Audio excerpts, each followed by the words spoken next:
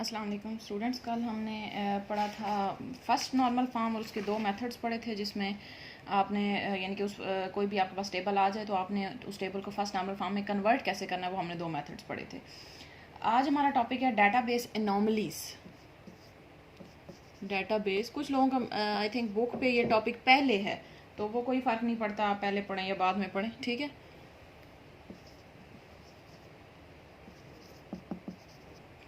Anomaly का मतलब होता है एरर, ठीक है। तो इसका मतलब है कि डेटाबेस में क्या क्या एरर्स आ सकते हैं, उसको कहेंगे database anomaly. Database anomalies are the problem in relation that occur due to redundancy in the relation, ठीक है। वही चीज़ लिखी हुई है कि डेटाबेस एनोमली जो है क्या होती है, आपके रिलेशंस में या टेबल में जो प्रॉब्लम्स आते हैं या जो मसले आते हैं उसको हम डेटाबेस एनोमली कहते हैं। एंड अफेक्ट, और ये किस चीज़ को अफेक्ट करता है, process of inserting, deleting and modifying the data. यानी कि जो बेसिक अफेक्ट पड़ता है, ज़रा टेबल के अंदर ये तीन ही तो काम करने होते हैं। आपने डाटा इंसर्ट करना होता है या डाटा को वहाँ से निकालना होता है, या डाटा को चेंज करना होता है। कुछ पहले से लिखा हुआ है, किसी का नाम गलत लिखा हुआ है तो वो चेंज करना है, ठीक है, वो उसको मॉडिफिकेशन कहेंगे। तो ये तीन काम करने हैं, तो ये जो एनोमली होती है वो इन तीनों कामों को अफेक्ट करती है, ठीक है। अब तीन टाइप की वही एनोमलीज हैं। सबसे पहली है इंसर्शन एनोमली। इंसर्शन का क्या मतलब है कि जब आप डेटाबेस में कोई रिकॉर्ड एंटर कर रहे हो, तो इंसर्ट कर रहे हो, तो उस टाइम पे क्या एरर आएगा, उसको हम इंसर्शन एनोमली कहेंगे। Insertion anomaly occurs when a new record is inserted in the relation. In this anomaly, user cannot insert a fact about an entity until he has an additional fact about an other entity. यानी कि ये anomaly, इस error का क्या मतलब है, कब आएगा ये एरर, कि आप जो है वो एक टेबल है आपके पास फॉर एग्जांपल स्टूडेंट का, और उसके अंदर आपके पास जो रिकॉर्ड मौजूद हैं, फॉर एग्जांपल रोल नंबर है, नेम है और टीचर नेम है, यानी कि जो इन स्टूडेंट्स को पढ़ा रहे हैं उसका नेम लिखा हुआ है, ठीक है। और उसके बाद दूसरा टेबल एक और है आपके पास टीचर का। अब टीचर के अंदर भी फॉर एग्जांपल टीचर की आईडी है, टीचर की सैलरी है, टीचर का नेम है, ठीक है। तो अब मुझे रोल नंबर 1 पता है, मैं वो एंटर कर दूंगी। 2 पता है, उसका नाम एंटर कर दिया, ठीक है। 3 पता है, उसका मैंने एंटर कर दिया। अब यहाँ पे सारे टीचर्स एंटर्ड हैं। फॉर एग्जांपल यहाँ पे टीचर की आईडी लिखी हुई है 1 1 1 2 1 3, और यहाँ पे उनकी सैलरी कुछ भी लिखी हुई है 20,000 30,000 40,000, ठीक है। और यहाँ पे उनके नेम लिखे हुए हैं, for example A B C, ठीक है, ये नाम लिखे हुए हैं। अब मुझे रिकॉर्ड एंटर करना है। यहाँ पे 3 तक मैंने रिकॉर्ड एंटर किए हैं। फॉर एग्जांपल A को टीचर पढ़ा रही है, A, इसको भी A पढ़ा रही है, इसको B पढ़ा रही है, ठीक है। अब ये आपको पता होना चाहिए कि ये यहाँ से इस टेबल में हम देख के ही लिखेंगे, ठीक है। या फॉर एग्जांपल यहाँ पे नेम लिखने के बजाय आप टीचर की आईडी लिख दें, वो ज़्यादा ठीक है, कि वो प्राइमरी की आप दूसरे में लेके जाके फ़ॉरन की के तौर पे बना रहे हैं, ठीक है। 11 और 12, ठीक है। अब ये इंसर्शन एनोमली का क्या मतलब है कि फॉर एग्जांपल मैं यहाँ पे एक नया रिकॉर्ड एंटर करना चाह रही हूँ 4, ठीक है। और 4 को जो टीचर पढ़ा रही है वो है हमारे पास, उसका फॉर एग्जांपल उसका नाम जो आईडी है वो 11 12 13 नहीं है, वो 14 है, ठीक है, वो कुछ और है, यानी कि इस टेबल के अलावा कुछ और है। तो हमने पढ़ा हुआ है ना, हमने पहले से पढ़ा हुआ है कि फॉरेन की, या हमने जो कल पढ़ी थी रेफरेंशियल इंटीग्रिटी, वो क्या होती है कि आप तब तक ये जो वैल्यूज़ यहाँ पे हैं, फॉरेन की जो वैल्यूज़ यहाँ पे हैं, उन्हीं में से कोई वैल्यू आप यहाँ पे एंटर करेंगे। ये नहीं हो सकता कि आप 11 12 13 के अलावा कोई वैल्यू यहाँ पे एंटर करें। तो अब ऐसे मुझे कोई ऐसा रिकॉर्ड एंटर करना है जिसमें इनके अलावा कोई वैल्यू है, तो मैं तब तक वो रिकॉर्ड एंटर नहीं कर सकूंगी जब तक वो रिकॉर्ड पहले यहाँ पे एंटर नहीं होगा। यानी कि यहाँ पे 14 वाली आईडी एंटर होगी, तब मैं उस स्टूडेंट का रिकॉर्ड जिसको 14 वाली टीचर पढ़ा रही है वो मैं एंटर कर सकती हूँ। इसको इंसर्शन एनोमली कहते हैं। और ये जो लाइन लिखी हुई है, you can not insert a fact about, fact का मतलब है कोई रिकॉर्ड, ठीक है।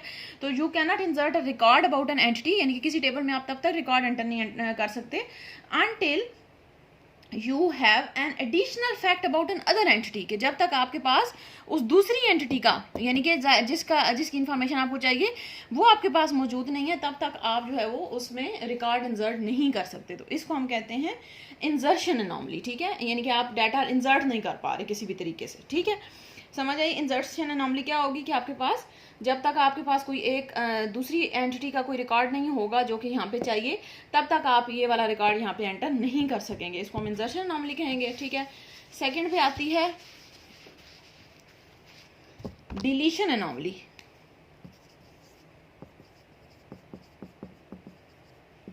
ठीक है, डिलीशन एनोमली क्या होती है, occurs when a record is deleted from the relation. अब इसी तरह जैसे इंसर्शन एनॉमली थी वो कब अकर होती है, जब आपने इंसर्ट करना हो, और यहाँ पे जो डिलीशन एनॉमली है ये कब आएगी कि आपने जब कोई एक वो डिलीट करना हो, ठीक है। In this anomaly the deletion of facts about an entity automatically deletes the fact about an other entity. कि मेरे पास जो है वो वही वाला टेबल ले लेते हैं, फॉर एग्जांपल टीचर का टेबल था, टीचर के अंदर टीचर की आईडी है, नेम है और सैलरी है, ठीक है। अब आईडी यहाँ पे एंटर है 1213, ठीक है, यहाँ पे नेम कुछ भी एंटर है, सैलरी एंटर है, ठीक है। इसी तरह स्टूडेंट का टेबल था, स्टूडेंट के अंदर यहाँ पे टीचर की आईडी, स्टूडेंट की आईडी है, ठीक है, फिर उस टीचर की आईडी है जो उसको पढ़ा रहे हैं, और स्टूडेंट का फॉर एग्जांपल नेम आ गया, ठीक है। अब यहाँ पे स्टूडेंट की आईडी हमने कुछ भी लिख दी, 100 है, 101 है, और टीचर की आईडी मैंने लिख दी कि इसको 11 पढ़ा रही है, इसको 12 पढ़ा रही है, और आगे नेम लिख दी है, ठीक है। अब डिलीशन एनॉमली क्या है कि फॉर एग्जांपल आप देखें ये वाला रिकॉर्ड जो 12 है, ठीक है, ये वाला यानी कि इसका जो 12 वाला रिकॉर्ड है, ये 12, ये अगर मैं यहाँ से डिलीट कर देती हूँ तो ऑटोमेटिकली ये भी यहाँ से डिलीट हो जाएगा। वो क्यों? क्योंकि ये दोनों आपस में कनेक्टेड हैं कि टीचर आईडी जो है वो हमारे पास वो वही वाली टीचर आईडी है जो कि हमारे पास ऊपर इसकी प्राइमरी की में थी, ठीक है ना। तो अगर मैं इसमें से ये रिकॉर्ड डिलीट कर देती हूँ 12 वाला, तो मेरे पास ये भी डिलीट हो जाता है। ये एक डाटाबेस का एरर है। आगे इन एरर्स को रिमूव कैसे करना है वो हम पढ़ेंगे, ठीक है, सेकंड और थर्ड नॉर्मल फॉर्म में, ठीक है। तो ये हमारे पास डिलीशन एनॉमली होगी कि अगर आपने बीच में से कोई एक रिकॉर्ड डिलीट किया एक एंटिटी में से, तो दूसरा ऑटोमेटिकली डिलीट, दूसरा जहाँ जहाँ पे भी आप ये 12 वाला रिकॉर्ड होगा और भी किसी टेबल में है वो भी डिलीट हो जाएगा, ठीक है। तो ये डिलीशन एनॉमली। इंसर्ट में क्या था कि अगर आप इंसर्ट करना चाह रहे हैं तो जब तक दूसरे में नहीं इंसर्ट होगा, और डिलीट में क्या है कि अगर डिलीट आपने एक जगह से किया तो जहाँ जहाँ पे होगा वो सारे डिलीट हो जाएंगे। ये जो है वो डिलीशन एनॉमली है। थर्ड है हमारे पास मॉडिफिकेशन एनॉमली। मॉडिफिकेशन होती है when the record is updated in the relation, यानी कि मॉडिफाई किया आपने। मॉडिफाई का मतलब है फॉर एग्जांपल स्टूडेंट का नेम हमने फॉर एग्जांपल रखा हुआ था यहाँ पे ए और यहाँ पे रखा हुआ था बी। अब इसका नाम चेंज हो गया, फॉर एग्जांपल बाद में AB हो गया, यानी कि second name for example change हो गया, तो ये मॉडिफिकेशन है। यानी कि टेबल आपने एक बार बनाया हुआ है, अब उसमें आपने कोई चेंज करना है तो वो मॉडिफिकेशन होगी, ठीक है। तो वो तब होगा जब आपने कोई रिकॉर्ड मॉडिफाई कर रहे हैं, तो वो जो एनॉमली उस टाइम पे कोई एरर आ सकता है उसको हम कहते हैं modification anomaly. In this anomaly, the modification in the value of specific attribute requires modification in all the record in which the value occurs. कि अगर हमें किसी एक जगह पे वैल्यू में चेंज करना है तो जहाँ जहाँ पे भी वो आ रहा होगा, अब जैसे AB यहाँ पे आ रहा है या किसी और टेबल में किसी जगह पे आ रहा है या टीचर वाले टेबल में किसी जगह पे आ रहा है, जहाँ जहाँ पे भी ये होगा हमें हर जगह पे उसको मॉडिफाई करना पड़ेगा, ठीक है। तो इसको कहते हैं मॉडिफिकेशन एनॉमली कि अगर आपने किसी एक स्पेसिफिक एट्रीब्यूट में कोई चीज़ मॉडिफाई करनी है तो जहाँ जहाँ पे भी होगा वो आपको हर जगह पे उसको मॉडिफाई करना पड़ेगा। तो ये तीन जो है वो बेसिक एनॉमलीज होती हैं, एरर्स होते हैं डाटाबेस के, जिनको हमें रिमूव करना होता है। सबसे पहले इंसर्शन थी, जिसमें अगर आप किसी एक टेबल में कोई चीज़ इंसर्ट करना चाह रहे हैं तो वो तब तक आप इंसर्ट नहीं कर सकते जब तक उसका कंप्लीट डाटा आपके पास नहीं होगा। यानी कि दूसरी एंटिटी में से भी अगर कोई चीज़ आई हुई है फॉरेन की के तौर पे तो वो आपके पास नहीं होगी, तब तक आप डाटा ही इंसर्ट नहीं कर सकते, ठीक है।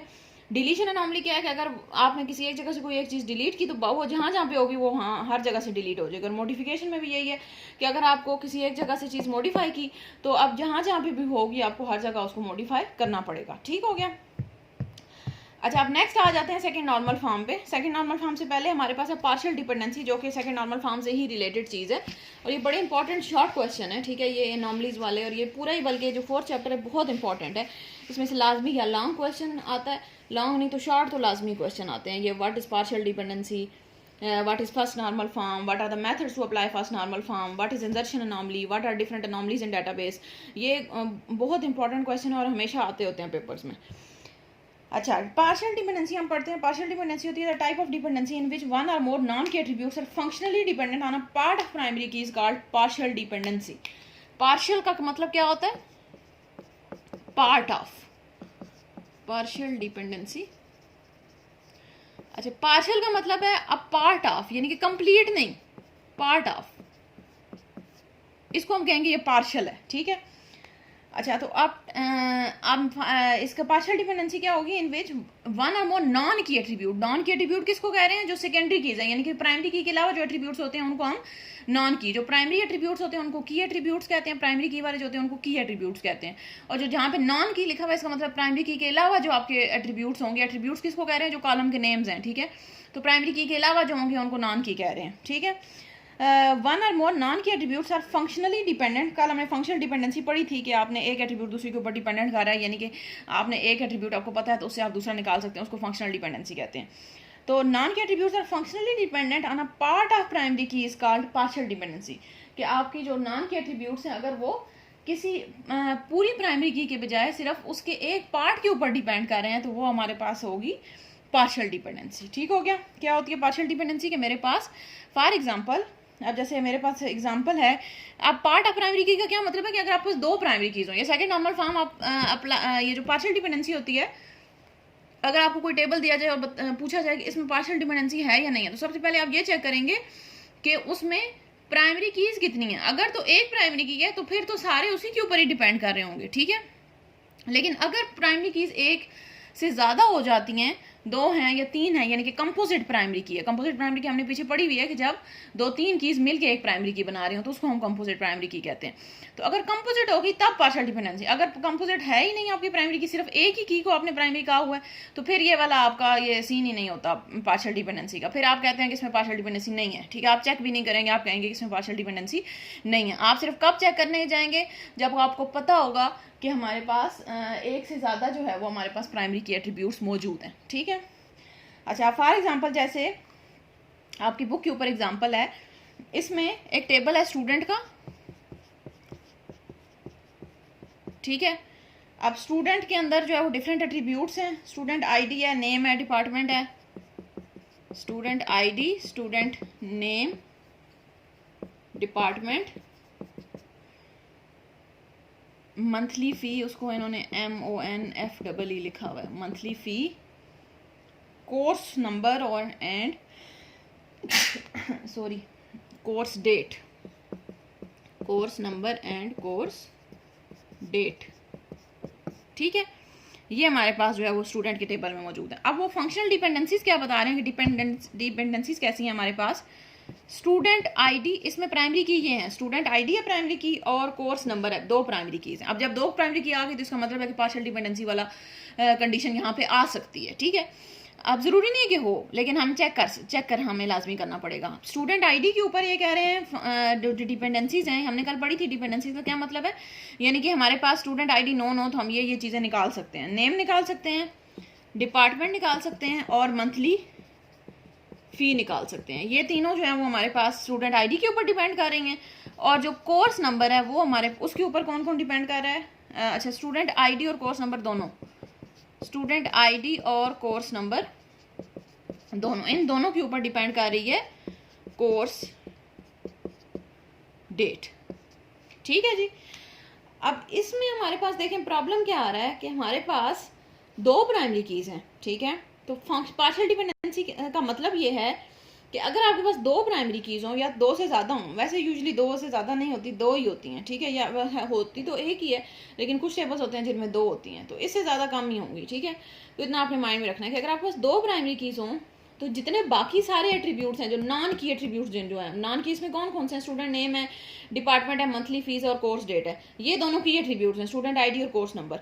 तो जो नॉन की एट्रीब्यूट्स हैं वो हमारे पास किसके ऊपर डिपेंड करेंगे? इन दोनों के ऊपर डिपेंड करना चाहिए। ये नहीं कि आधे इसके ऊपर कर रहे हैं, आधे दोनों के ऊपर कर रहे हैं, या आधे सिर्फ कोर्स नंबर के ऊपर कर रहे हैं। अब ऐसा ही है ना, अब देखिए नेम, डिपार्टमेंट, मंथली फी इसके ऊपर स्टूडेंट आईडी के ऊपर डिपेंड कर रहा है और जो कोर्स डेट है वो दोनों के ऊपर डिपेंड कर। इसी तरह फॉर एग्जांपल ऐसे भी हो सकता था कि कोर्स डेट सिर्फ कोर्स नंबर के ऊपर डिपेंड कर रहा हो, या कुछ ऐसे एट्रीब्यूट्स हैं जो सिर्फ कोर्स नंबर के ऊपर डिपेंड कर रहे हो। डिपेंड करने का क्या मतलब है कि हमें ये पता हो तो हम ये निकाल सकते हैं, ठीक है। डिपेंड करने का ये मतलब है, हम पीछे पढ़ चुके हैं। फंक्शनल डिपेंडेंसी का मतलब क्या होता है कि मुझे स्टूडेंट आईडी पता हो तो उससे मैं नेम, डिपार्टमेंट, मंथली फी निकाल सकती हूँ। इसी तरह मुझे स्टूडेंट आईडी, कोर्स नंबर दोनों पता होंगे तो मैं कोर्स डेट निकाल सकती हूँ। तो डिपेंड करने का ये मतलब है कि अगर आपको ये नोन है तो आप उससे दूसरी वैल्यू फाइंड कर सकते हैं, ठीक है। तो स्टूडेंट, अब ये इसमें मसला क्या आ रहा है कि आधे जो है वो एक के ऊपर डिपेंडेंट है, आधे जो है वो इस तरह से डिपेंडेंट है। तो ये हमारे पास प्रॉब्लम होता है, इसको हम कहते हैं कि ये आपके पास पार्शियल डिपेंडेंसी है जो कि डाटाबेस में नहीं होनी चाहिए, ठीक है। यानी कि ये एक एरर है, मसला है ये। तो आपके पास ये पार्शियल डिपेंडेंसी नहीं होनी चाहिए। जितने भी नॉन के एट्रीब्यूट्स हैं वो दोनों के ऊपर डिपेंड करने चाहिए। यानी कि हमारे पास असल में होना किस तरह से चाहिए, ये इस तरह से होना चाहिए, स्टूडेंट आईडी, कोर्स नंबर, इसके ऊपर सारे बाकी जितने भी हैं, नेम, डिपार्टमेंट, मंथली फी और कोर्स डेट, ठीक है, इस तरह से हमारे पास होना चाहिए। अब ये हमारे पास होगा तो इसका मतलब है कि हमारे पास पार्शियल डिपेंडेंसी नहीं है, लेकिन इस सूरत में हमारे पास पार्शियल डिपेंडेंसी मौजूद है। ये करेक्ट फॉर्म है, ये इनकरेक्ट फॉर्म है, ठीक है। अब सेकंड नॉर्मल फॉर्म में हम पार्शियल डिपेंडेंसी को रिमूव करते हैं, ठीक है। सेकंड नॉर्मल फॉर्म होती ये है कि जिसमें हम पार्शियल डिपेंडेंसी को रिमूव करेंगे, ठीक है। आगे इसकी डेफिनेशन हम पढ़ेंगे। अच्छा, अब ये जो टॉपिक है आपकी बुक पे, इसको थोड़ा सा और भी देख लेते हैं। ये जो आपको लिखा हुआ है कि the non key attributes name, department and monthly fee are functionally dependent on a part of primary key student ID, ठीक है। ये तीनों इसके ऊपर डिपेंड करें। और दूसरा है they are not functionally dependent on complete key. Complete key कौन सी है?